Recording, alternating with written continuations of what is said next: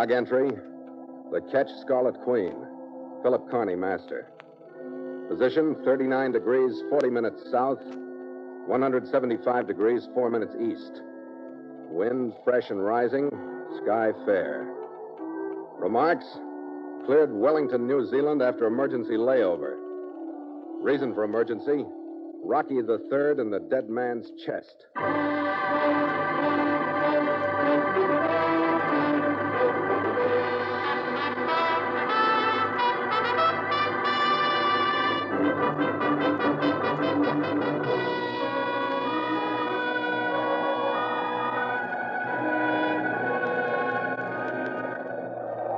We were a day and a half out of Auckland, bound for Christchurch, South Island, New Zealand, loaded with crated cotton goods, paper, machinery for the coal mines.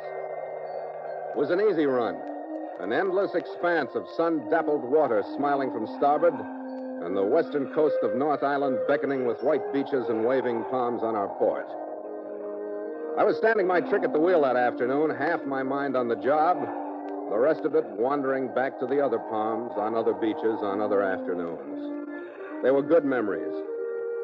But Nielsen's hail brought me back to the present. Captain! He was heading aft toward me from number 2 hold. Captain Carney, sir. Yeah, Nielsen, what's up? Number 2 hold, Captain. I was checking the cargo, and I heard something thumping inside one of them crates that was marked cotton. You sure, Nielsen? Yeah, sir. It wasn't just shifting from the roll? No, sir, it was thumping, all right. Oh, here, take the wheel. Mr. Gallagher and I'll get down and have a look.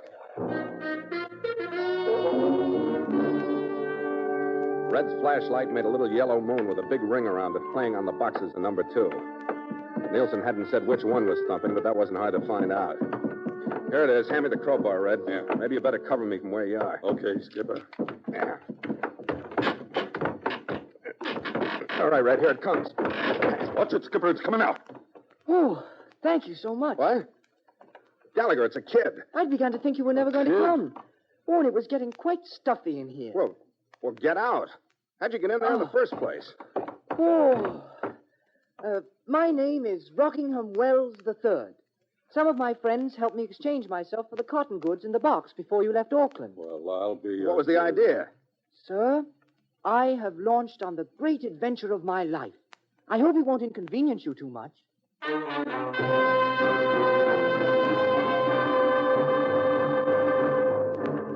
And so, with Roddy McDowell in the role of Rockingham Wells III, Mutual continues The Voyage of the Scarlet Queen, written by Gil Dowd and Bob Tallman, and starring Elliott Lewis.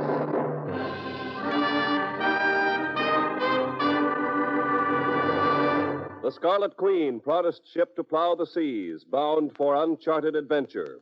Every week, a complete entry in the log, and every week, a league further in The Voyage of the Scarlet Queen.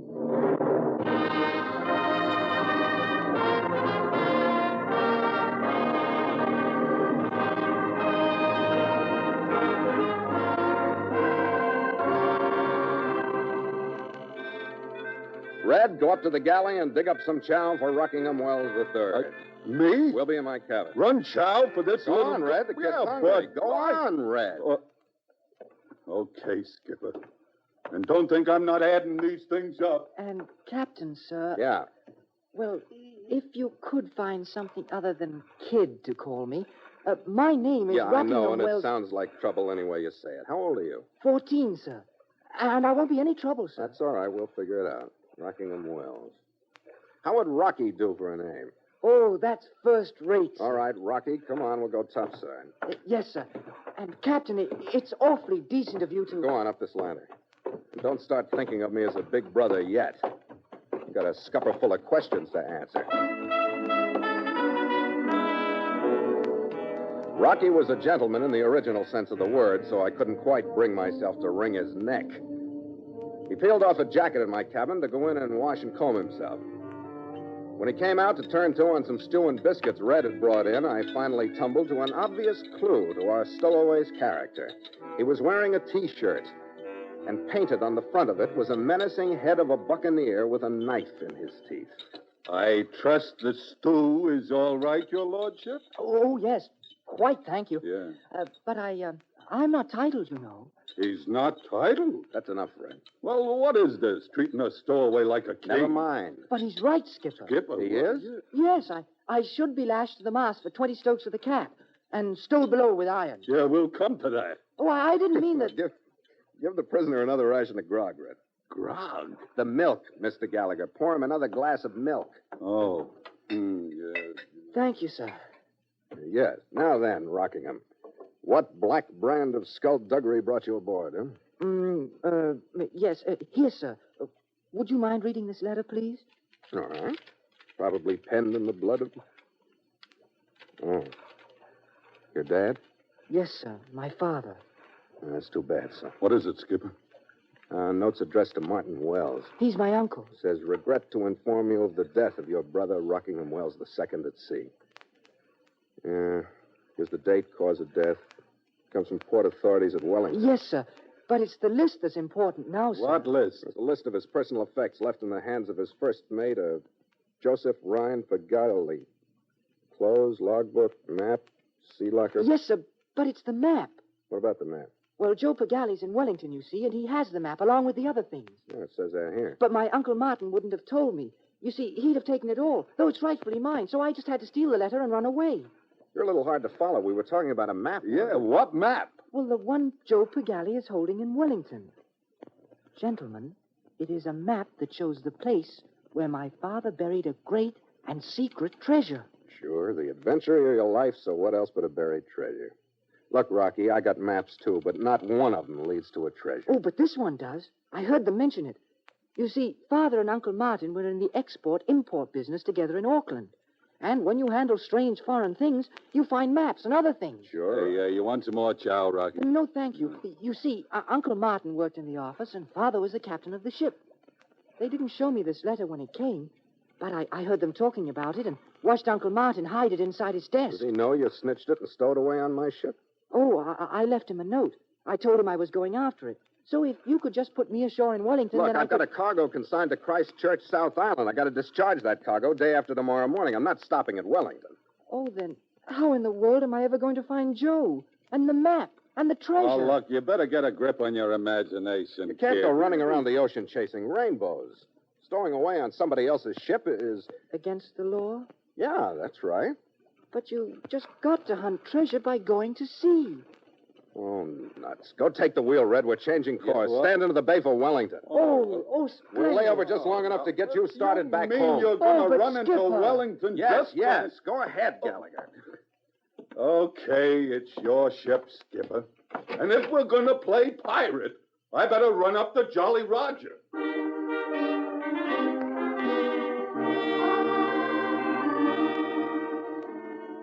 Rocky's great adventure had come to an end. But he didn't miss a thing as we walked onto the street that led toward the railroad station. It was getting dark, and he was looking back toward the harbor. I was watching him. So neither one of us noticed the strange pair of half-shadows that materialized in front of us. First, I heard a soft, pleasant voice. You will stop, please? I stopped because he was pressing the hard, unpleasant business end of a pistol against my ribs. Yes. Now, do not make outcry, please. He was Oriental, short, very neat, and very pleasant. His countryman, who stood beside him, lacked the element of mystery. He was simply the biggest Chinese I'd ever seen. The tongue of my friend is inadequate. He hears, but he speaks only with his strength. Your young companion is Rockingham Wells? What's that to you? Ling! Get away, Rocky! Run for the Queen! Aye, sir, at once. Ling! Tell him to let go. You let boy get away. Sure, I let him get away. Come on, call off your strong-arm man and tell me what this means. No, I think it wiser if another one enlightens you. You'll come. Wait a minute. Come, please. No, I'm not going for any... Ling! You'll let you go where Ling wants you to go. Yeah. That's better. In that automobile, if you please. I shall drive. You will sit in the back seat with Ling. Had more attractive dates. Now, inside, please. If you remain quiet, all questions will soon be answered.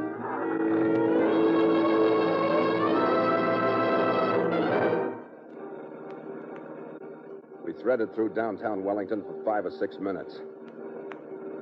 Then we pulled up in one of the darkest streets in front of what looked like an office building. I learned better than to fight Big Ling. So I let him save himself while he shoved me ahead of him into the building. The white man who waited inside lounged in a chair and looked at us out of watery eyes as we came in. He stayed in the chair. Where is the boy? Because of Pigali, he disappeared. We could not bring him in. That was stupid, Chong. Then for you, Pigali, it will be unfortunate. Put him in the chair. Hey, wait a minute. You're off course if you think I'm Joe Pagali. Silent. Ling! That will be enough, Chong. Now, Pigali, the map, please, from the locker of Rockingham Wells. The third? The second. Come, this is a waste of my time. And my energy, I don't have your map. The good captain's personal effects were left in your custody, the map among them. You got the wrong man. Chong? This is the man who was with the boy. Well. Well, there are ways, then, to get cooperation, Chong. Yes. There's a certain teakwood box on the shelf in the next room. Yes. Bring it me, please. We shall see. Yes, honored sir. It is done.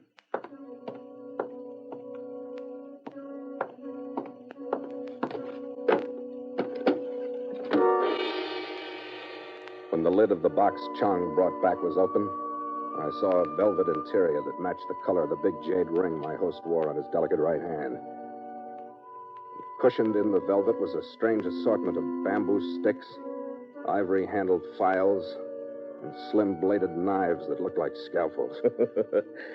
Interesting, aren't they, sir? I suppose so, in their way. Their way is very persuasive. What are you getting at? The map. I mean to have that map, sir. I don't know anything about your map. I take 10 of these bamboo shoots, the slender ones, carefully chosen. 10 of them. One to be forced under each fingernail, huh? You can't make me tell you something I don't know. Oh, come now. You were first mate of my brother's I ship. didn't even know your brother. I didn't know you were the boy's uncle until right now. Why do you make this feeble attempt? Look, you know I was found with your nephew, that's all. We discovered him aboard my ship when we put out from Auckland. Yes, of course. But where is the map? I never saw the map. And I never saw the mate who's supposed to have it.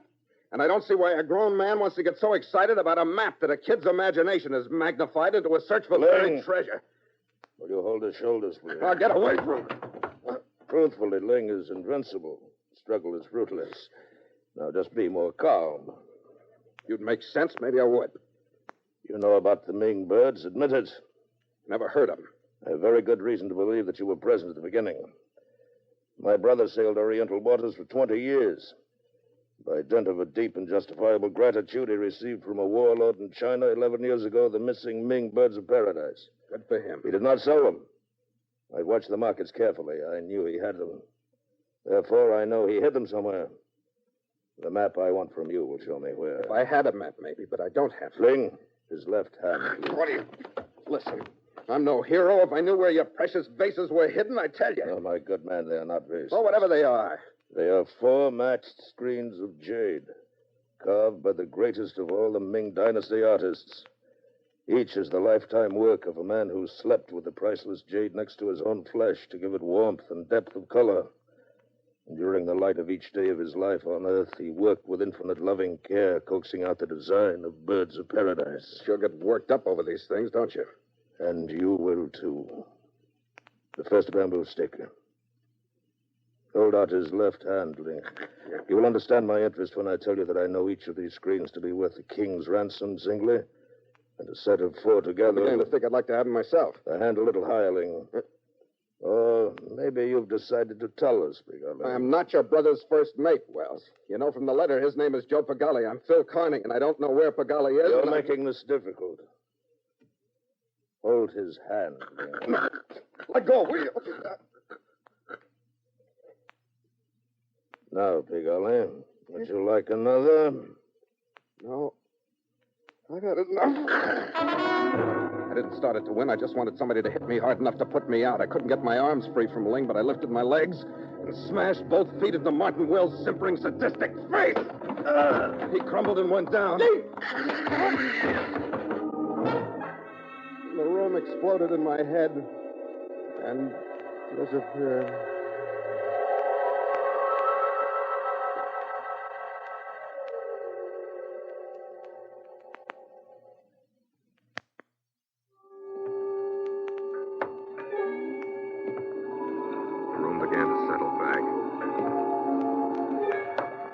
Now it was full of the sounds and smells of a harbor. When I began to see half light, I knew I was walking around semi-conscious. Nothing focused. I saw a shape in front of me. I put my head down and rushed. Captain Carney, stop, Hey, Skipper. Skipper, what's the idea?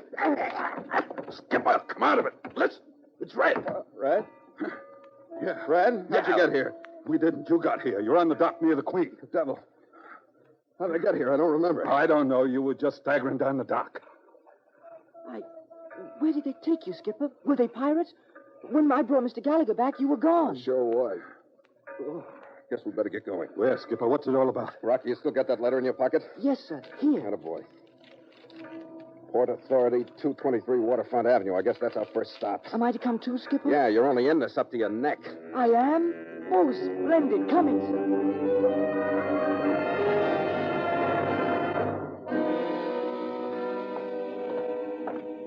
It was morning, and the Port Authority's office had been open about an hour. We walked in and asked the clerk what he had on Joe Pigali. He's at the King George Hotel, room 222. Is Pigali in trouble? Maybe. Why? Yours is the second inquiry for Joe Pigali this morning. Second? I say, who was the first? A well-dressed chap, about 50. Not too That's tall, enough. but... I'll lay odds, Rocky, that's your uncle, Martin Wells. Really? I must have done something along the line to convince him I wasn't Pigali. Uncle Martin is after the man. And he's got a fair start. Come on.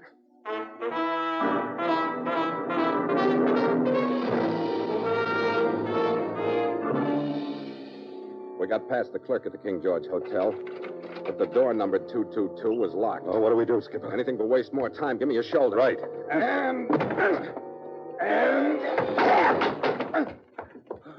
I say, that's Joe Pigali. Stay right where you are, Rocky. Come on, Red. Yeah. Looks like they got here first. The marks on his throat remind me of a big Chinese I met. Big Ling. Look for a map, Red. Any map. Yeah. Well, this must be the sea locker. There's a logbook. Logbook? Take that along. Hey, look. What? In his hand, a torn piece of paper. Red, it's a piece of a map. Yeah. Not much left, is there? No. No, but there's enough to lead us to the killer of Joe Pigali. Position on this map looks like Cloudy Bay. That's just across Cook Strait, 20 miles from here.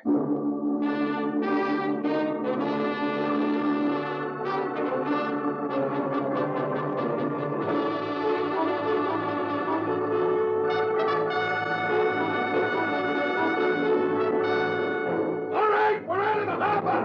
Stand by to make sail. We're heading for Cloudy Bay.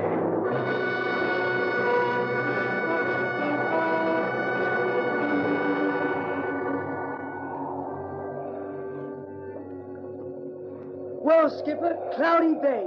We're bearing down on the treasure at last. Rocky, you have any idea what this Ming jade is? Oh, no, sir. The treasure I'm after is an old iron-bound chest, packed full of doubloons and pieces of 8. Real pirate gold, sir. I know that's what my father promised me we'd look for someday. Your uncle's pretty sure it's jade, birds of paradise. Is that why he killed Joe Pigali? Or had him killed. But how could Uncle Martin get here to Cloudy Bay? He doesn't have a boat. Oh, one of the charter boats from Wellington. Oh, of course. Like that one over there. What one? 2 points off to the starboard bow, Skipper. Oh, shiver my timbers, matey, you're right. Hey, Red! Yes, Skipper? Rouse out the crew. I'm coming about. We'll drop anchor to port of that charter boat. And get the small boat over the side. You and I are going ashore. Get the small boat over the starboard!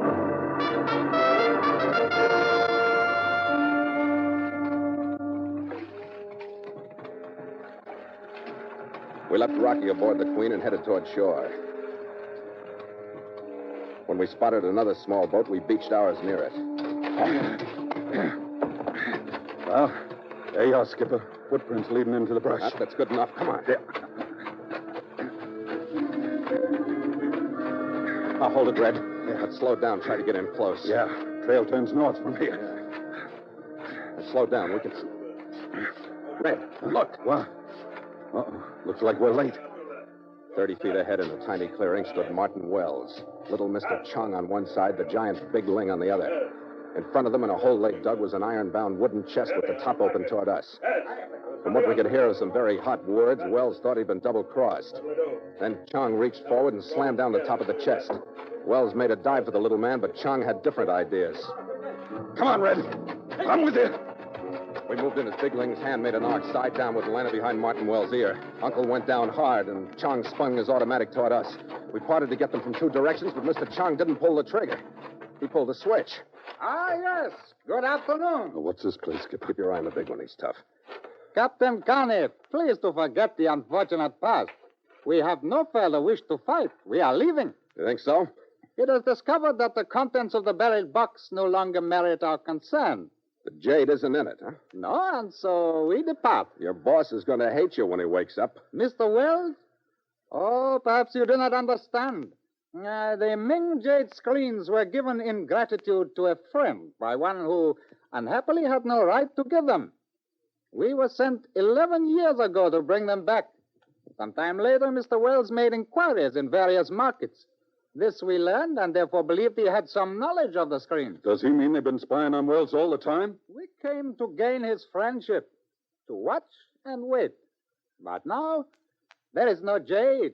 Mr. Wells was wrong. We were wrong. We go. Oh, no. Big Ling has the murder of Joe Pagali to answer for.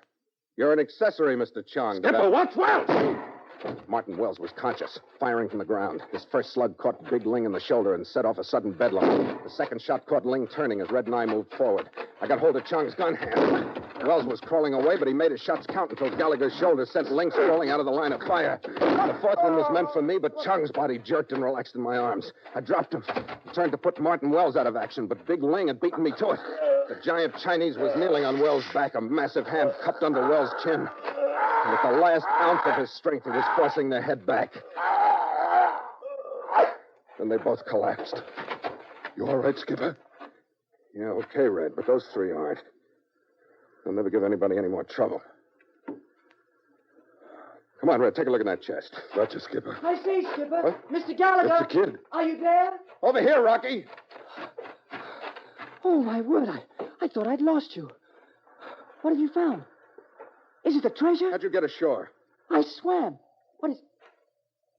Uncle Martin. Yeah, Rocky, Uncle Martin.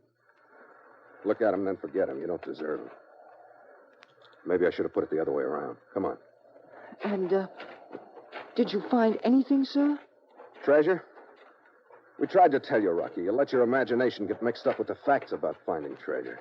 Things like that are only accidental. Skipper! If you're going to follow the sea, you got to learn to take things as they come. Get Captain Skipper! Kidd and Long John Silver out of your head, Rocky. Learn to steer by the stars, but don't try to reach them. Aye, sir. The chest is here, but Yeah, but there's nothing. Skipper, the chest. It's filled with these. Look. What? Yeah. Doubloons. Oh, I thought it was much more difficult than this. Red, you're crazy. It can't be. Well, look at them. Feel them. Red, a whole blasted chest full. My word, it is full, isn't it? Look at the stuff. Please, would one of you mind moving over so I could feel them too? Oh, yeah, Rocky. Here. Here's room. Isn't it exciting? Oh. But I thought treasure hunting would be much more difficult than this. Never mind, Red. Don't say it. Now we can cover them up again and make a map of our own, eh? Cover it up. Cover it up. Nothing. We'll take it and cash it. What makes you talk like that, Yeah, Rocky? what's the matter with you? Well, I thought we could come back for it later. And in the meantime, well, we could sail away in your ship and find some more. Oh, it's great fun, isn't it? Look, Rocky, this just happened to work out this way. It doesn't usually. But I'm sure there's more of it. Pirates buried loads of treasure. But it's just legend, Rocky. It doesn't But mean... you didn't believe me this time, did you? No, Rocky, I didn't. But it wasn't a dream. You didn't believe it, but I was sure of it every minute that we'd find the treasure. Maybe that's the difference, Rocky. We've forgotten how to believe as strongly as you do. Maybe if we hadn't, we three could find all the treasure in the world. You know, I do wish there was a way to make you both 14 again. Oh, we'd have a jolly time sailing around in your ship. You know, I'd go for that myself. I wish you could work it out, Rocky. I wish you could.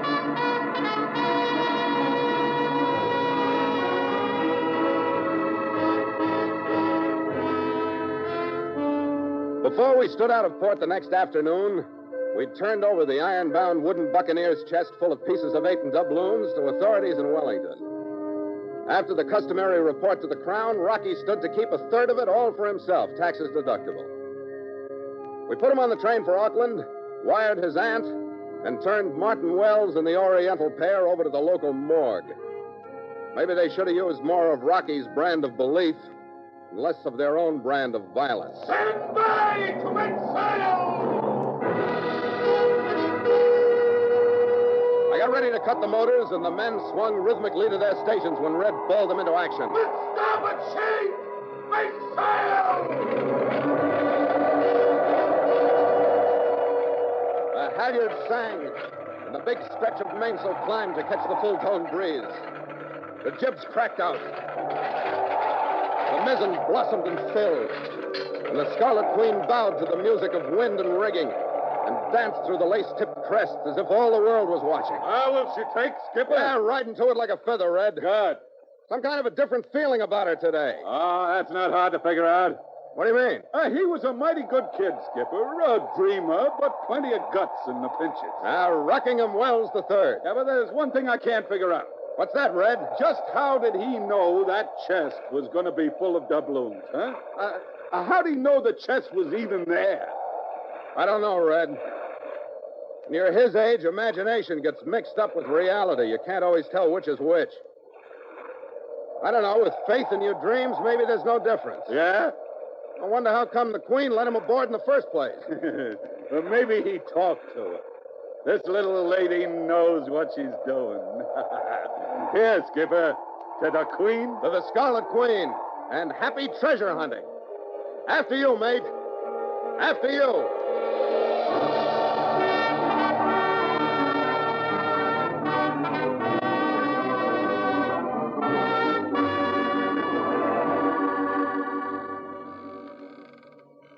Log entry.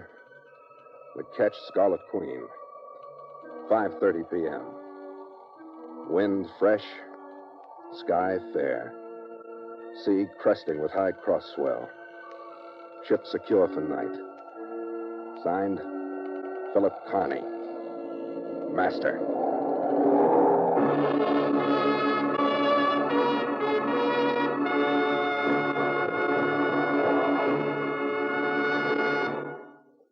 This is Elliot Lewis. I want to thank Roddy McDowell for being with us tonight. Glad to have you aboard the Queen, Roddy. My pleasure, Elliot. Phil Carney is a favorite radio hero in our household. Well, you're still able to give a mighty convincing performance of a 14-year-old stowaway, even though you're now 19, and an associate producer with Lindsley Parsons Productions for Monogram. What's your latest picture? Well, our latest, Elliot, is the story of a dog. And by way of coincidence, the title of the film is Rocky. Well, I hope tonight will prove itself a good omen. You did yourself proud as Rocky III. Thanks, Skipper. Good night, Roddy. Mutual invites you to sail into further adventure on the Voyage of the Scarlet Queen next week at the same time. Port O' Call, Sydney, Australia.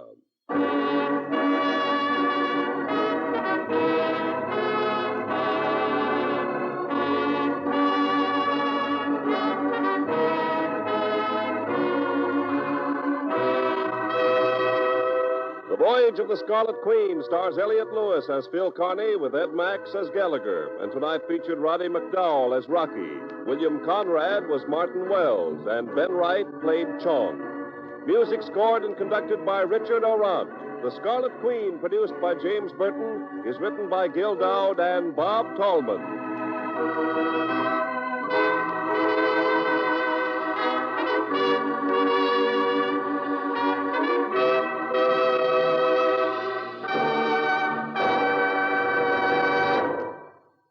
Charles Arlington speaking. This program came to you from Hollywood. Stay tuned now for another mutual favorite, High Adventure. It follows in just a moment. This is the Mutual Broadcasting System.